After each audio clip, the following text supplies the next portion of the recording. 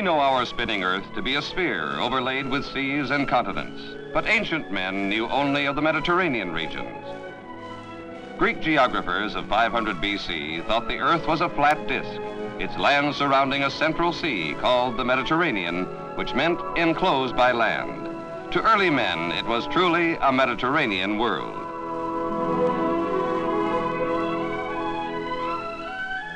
In this favorable environment, high mountain ranges screened the region from northern Europe's severe winters, and the northern shores were deeply indented with large bays and many sheltering islands. Small ships could safely sail these protected waters, and this sea became a means of cultural contact, aiding the growth of early civilizations around its shores. Thus, the Mediterranean Sea was the center of the ancient world. The southern shores were less hospitable, with few harbors and many desert areas. The valley of the Nile was a fortunate exception. This river's annual floodwaters left rich soils. With almost constant daily sunlight, here was an ideal environment for agriculture, and therefore the founding of Egyptian civilization. Irrigation was early developed here.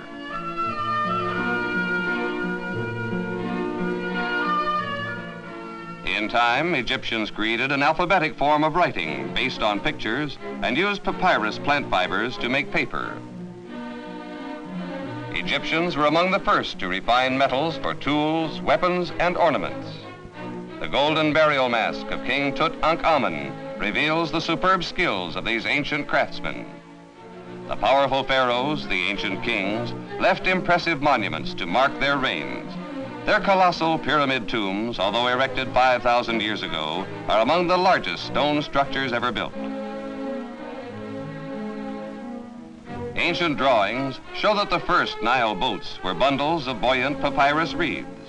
As larger boats of wood were developed, the traditional reed bundle shape was retained. These first seagoing ships carried Egyptian commerce and culture to other Mediterranean lands. The inspiration of Egypt affected a second great civilization, the Minoans on the island of Crete. In the splendid palace at Knossos, built about 1500 BC, the courtyards and graceful columns suggest the influence of Egyptian architecture.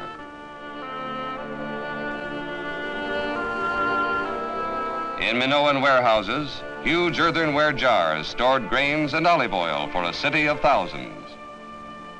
Their theaters, tiers of seats, formed a pattern for Greek and Roman theaters of later times. In many forms, Minoan art surpassed Egyptian.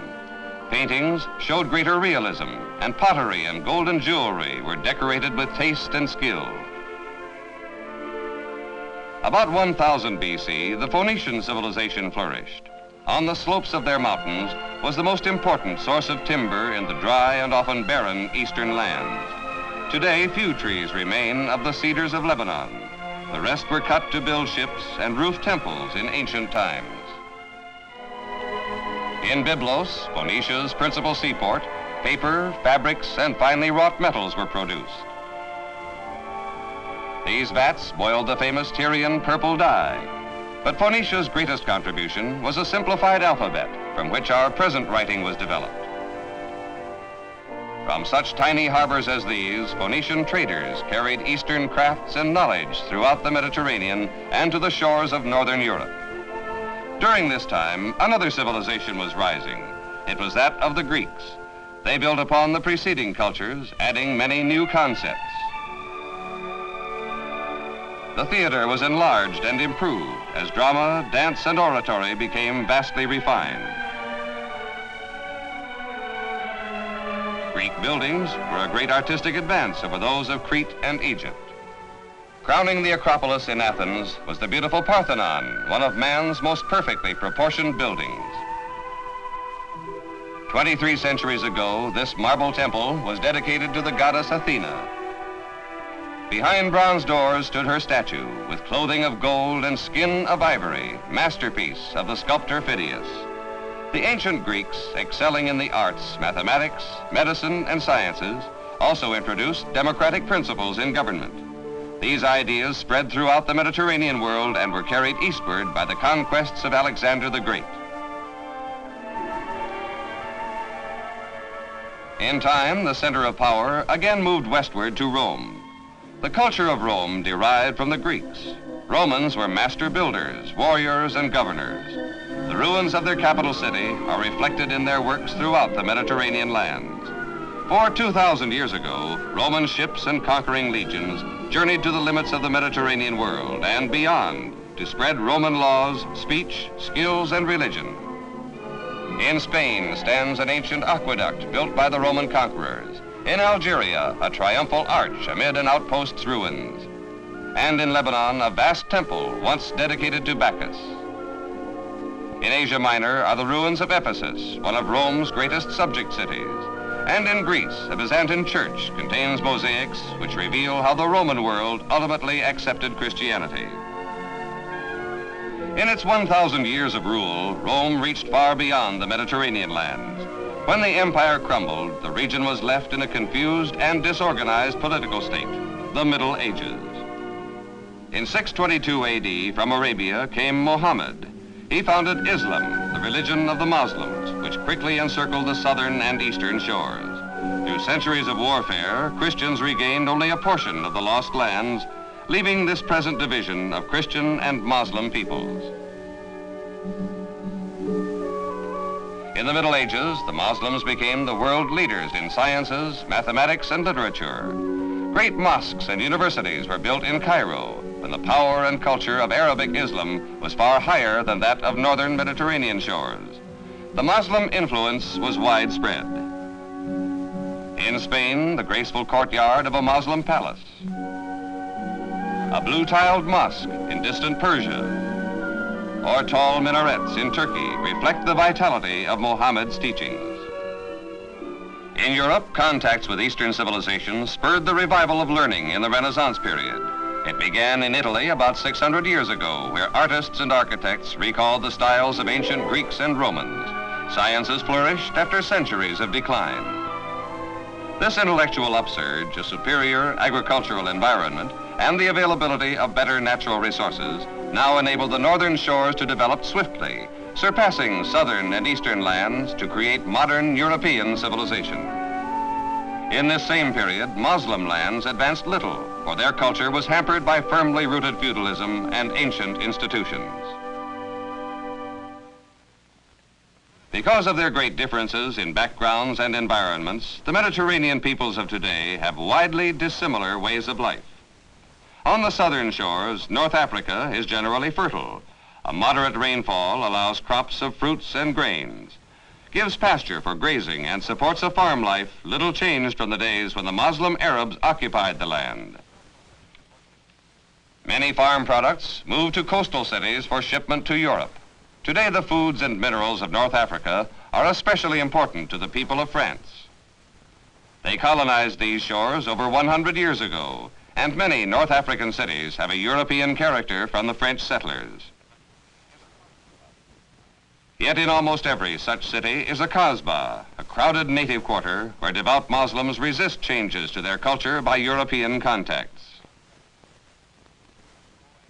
Although France once governed North Africa, Morocco and Tunisia have recently gained independence. Algeria is also working out the problems of self-government. In the desert regions farther east, life is far more difficult. The waters of tiny oases are carefully spread by ancient irrigating channels to raise grains, fruits, or dates.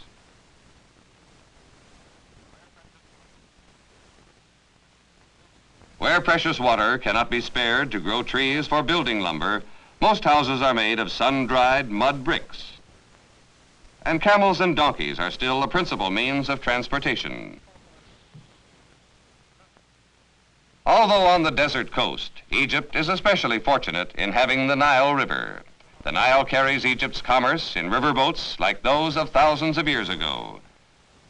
Beside the tombs of ancient pharaohs, precious Nile waters are spread over the land by irrigation canals dating from ancient times. Waters raised by hand-operated screw lifts or simple water wheels. This thirsty land, when well watered, is among the most productive on earth. Yet most of Egypt's farmers work with the same methods as their distant ancestors and live in villages which have changed little in the past 50 centuries. However, today, changes are beginning to appear. Mud huts are sometimes replaced by brick houses in modern farm settlements. Irrigating canals are being improved and dams built to control the flow of water. Occasionally, modern pumps supply overhead irrigating sprays, and camels are replaced by tractors to cultivate a palm grove. A promising step toward modernization has been the founding of a steel industry. Ore from the Nile Valley is processed in a modern plant, which will aid industry and manufacturing in tomorrow's Egypt. Cairo is Egypt's capital and greatest city, with over 2 million persons. The Old Quarter is a labyrinth of narrow streets and colorful bazaars, where the continued activity of ancient mosques and universities show that Cairo remains a center of Muslim culture. But Cairo is also a modern city, which compares with many major European capitals. Along the Nile, where galleys of the pharaohs once passed, luxurious apartments and hotels now stand. Beyond them, the pyramids remind us of the many generations who have lived here, contributing their learning to build our present civilization. The northern shores have a far different life. Greece and its many isles in the Aegean Sea was once heavily forested and agriculturally productive, but much of the land has been stripped of trees and topsoil through thousands of years of cutting timber for fuel, intensive farming, and overgrazing. In the south, only crops requiring little water and much sunlight, like olives or currants, can be grown successfully. Northern valleys with more rainfall produce grains and fruit. These fields of Macedonia will grow tobacco, Greece's principal export crop. The nation's principal harbor at Piraeus exports agricultural goods and imports food and raw materials, but is no longer the center of Mediterranean commerce as in past ages. Since Greece lacks important mineral resources, her industry is severely handicapped. Among the modern buildings of the capital city of Athens are the carefully preserved ruins of the ancient Greeks, reminders that this city produced some of the leading artists and thinkers of the ancient world, and have enabled others in modern times. Among all Mediterranean lands, Italy is the most favored by nature and the most populous. The northern mountain ranges of the Alps shelter the flat, rich farms of the Po Valley. However, even land cannot feed Italy's 50 million people. In the more mountainous south, many steep hillsides are terraced to permit cultivation. In this difficult environment, even the most skilled and industrious farmer has difficulty achieving prosperity. Although farm machines are available, such equipment is very expensive and difficult to use on a large and efficient scale. Yet Italy is the most highly industrialized of Mediterranean countries. Although most fuel and ore must be imported, a growing steel industry supplies a large number of manufacturers. Since the time of ancient Rome, Italians have dominated Mediterranean shipbuilding. Well-made products from autos and typewriters to complex electronic equipment prove that Italians are among the world's most skilled and ingenious workmen.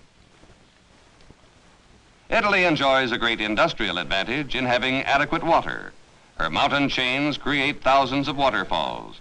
Their energy supply industry and transportation. Today, electric railways run beside old Roman aqueducts. The locomotives are powered by the same streams that once filled those ancient conduits. In Naples, beside a castle of the Middle Ages, are the docks of one of Italy's several important harbors. These seaports receive some of Italy's needed raw materials and ship many of her manufactured products throughout the world.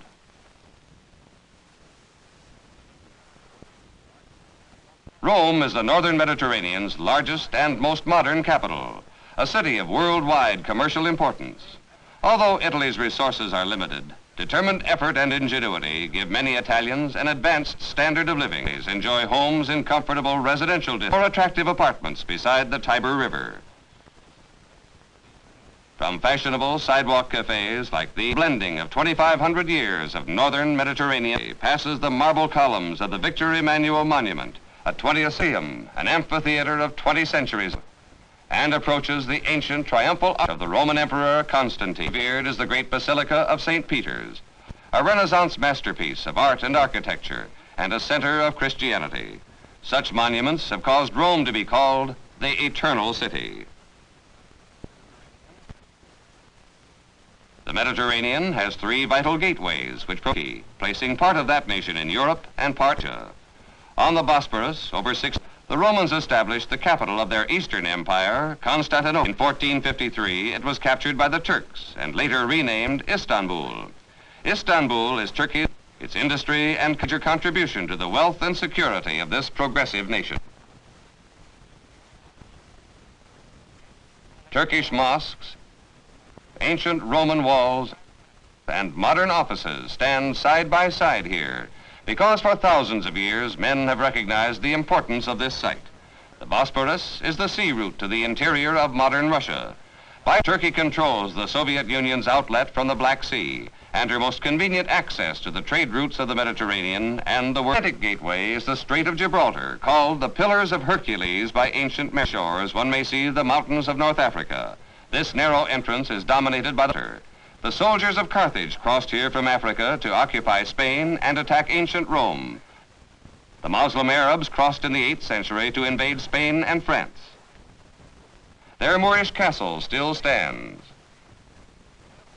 Later, Gibraltar became Spanish, and about 250 years ago, the British established a heavily fortified military base here.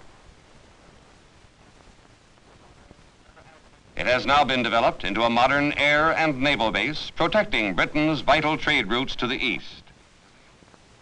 This narrow waterway is the only direct sea passage between Mediterranean nations and the Atlantic trade routes. The third gateway is the Suez Canal.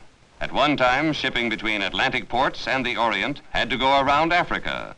The Suez Canal shortened the route by about 5,000 miles. The canal was dug by French interests about a century ago, but is now owned by Egypt. Stretching for 100 miles through a barren desert, this crucial water is used by about 50 ships a day. The flags of many nations are seen in a canal convoy. Southbound ships may carry railway material for India, fertilizer for the Far East, or military supplies for Hong Kong. Northbound may be passengers from Australia, textiles from the Orient, or most important of all, oil from the Persian Gulf. This valuable shortcut to carry their essential supplies of oil for fuel and power. With the Strait of Gibraltar, the Suez Canal is a critical link in Europe's vital route to the resources of Asia. The Suez Canal is probably the most influential change man has ever made in nature. Today, the Mediterranean world is one of turmoil and change.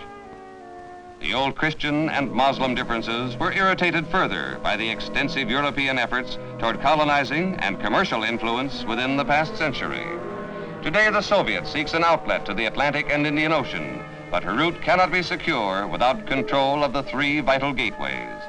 To secure these points and further her own aims for world domination, the Soviet is attempting to extend her influence in the Mediterranean. There's also been a rise of nationalism in the Arab world.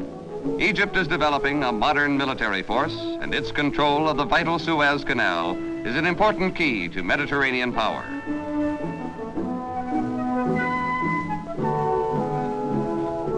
Turkey, strengthening its armed forces to defend the Bosporus, is aided by a strong alliance of Western powers. Italian warships at Genoa, United States destroyers at Naples, or a French fleet in the Bosporus show that the conflicting interests of many nations have made this sea an armed frontier where great changes are inevitable. The Mediterranean world is both the boundary and the connecting link between Europe, Asia, and Africa. The blending of many races, religions, and cultures has often brought friction, but it has also brought great achievement. In Egypt, civilization made its first advances and established a foundation for many succeeding cultures. Minoan architects added to our present society, as did traders and explorers and philosophers of Greece. Builders and lawmakers of Rome and mathematicians and astronomers of the Muslim Arab world, are the Kasbahs of North Africa, the castles of the Middle Ages, and the monuments of the Renaissance. Here some farmers till rocky hillsides, while others cultivate rich, productive lands. Here are lonely desert oases, and here are great cities and seas. Spring all is the Mediterranean Sea. It was the means of contact and growth for ancient cultures. It remains the highway for commerce and an area of conflict for our present civilization. The beginnings of our modern way of life, and perhaps of the forces controlling our future Mediterranean world.